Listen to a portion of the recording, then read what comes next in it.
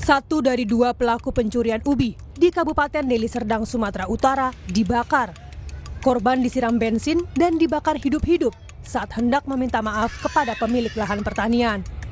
Kejadian pembakaran diduga dilakukan oleh pemilik lahan yang merupakan seorang ASN. Kejadian ini bermula dari tindakan pencurian ubi yang dilakukan oleh dua orang di lahan pertanian milik salah satu anggota kelompok Ikatan Persatuan Dolok Sipiongot atau IKDS. Aksi keduanya pun diketahui pemilik. Saat akan datang untuk meminta maaf, sejumlah orang dari IKDS malah tersulut emosi dan menganiaya keduanya. Diajak Pak sama dia diseret. Percaya ke situ mau saya bakar kayak gitu. Janganlah Pak, saya minta maaf Pak. Udah di situ katanya Pak, kamu bisa gantinya? Bisa Pak, nanti tapi tunggu bapak saya pulang. Saya bilang gitu Pak.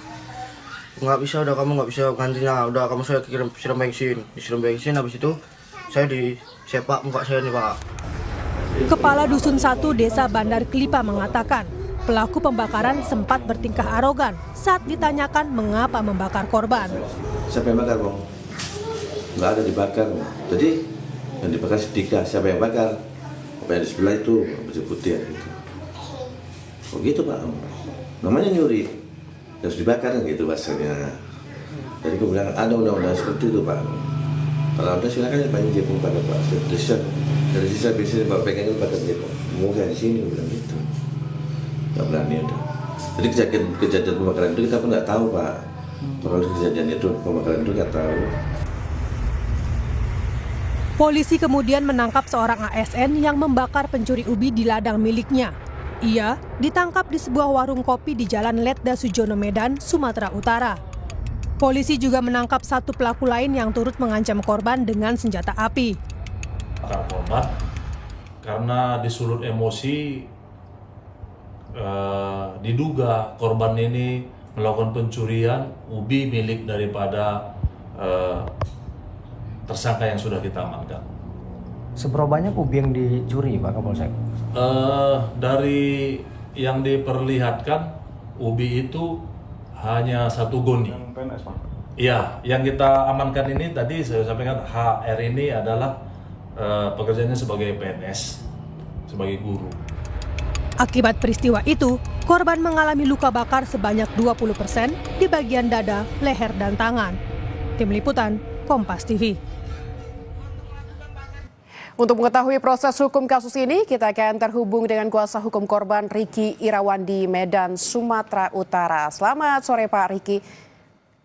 Ya, selamat sore Pak. Pak Riki, seperti apa sebetulnya kronologisnya? Mengapa korban mencuri ubi? Gimana? Pak Riki. Ya, kronologinya kurang lebih gini deh Mbak. Awalnya itu kan pemilik ubi, ini ada kelompok penggarap di Anak Garapan X PTPN 2. Jadi kelompok penggarap ini cerita sama kepala dusun bahwa ubinya ada hilang. Kemudian dicari tahu lah, kemudian dapatlah dua orang klien kami ini sebagai pelaku. Kemudian mereka diminta sama kepala dusun untuk minta maaf kepada korban pencurian. Jadi ditemani istri dan orang tuanya, dua orang klien kami ini datanglah untuk meminta maaf. Rupanya sampai di lokasi bukan malah diterima permintaan maafnya, malah dianiaya. Jadi kemudian tanpa babi ibu udah berkumpul aja beberapa orang, kemudian disiram pakai bensin. Dua-duanya disiram, cuma yang satu lari. Yang satu lagi yang atas nama PI disulut api. Kemudian terkejutlah keluarga korban ini sama warga, kok dibakar gitu katanya. Ini kan awalnya kan disuruh minta maaf, orang ini juga kan sudah mau minta maaf kok dibakar. Itulah awal kejadiannya Mbak.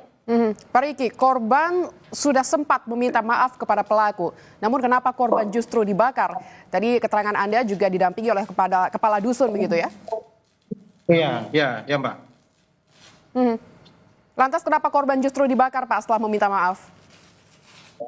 Itu yang nggak kita heran ngeliat pelaku nih. Jadi oknum yang membakar ini kan oknum ASN, salah satu di Desa Senti. Dia sudah meminta maaf, kemudian ketika dia bersujud-sujud ditendang gitu, kemudian disulut api. Jadi dipastikan lah kan, karena kejadian itu kemudian ramilah warga menyerang, hampir ribut, kemudian dibuatlah pernyataan bahwa pelaku mau mengobati, dibawa ke rumah sakit. Jadi rekomendasi rumah sakit disuruh rawat inap minimal 3 hari atas luka-luka bakar yang dialaminya. Jadi ternyata baru berapa jam dirawat, baru 1 infus yang disuruh pulang. Di situ mulai kecewa keluarga dan datanglah sama kami, kemudian ya kami putuskan untuk mengadukan aparat beberapa pelaku itu ke Polsek Medan Tembung.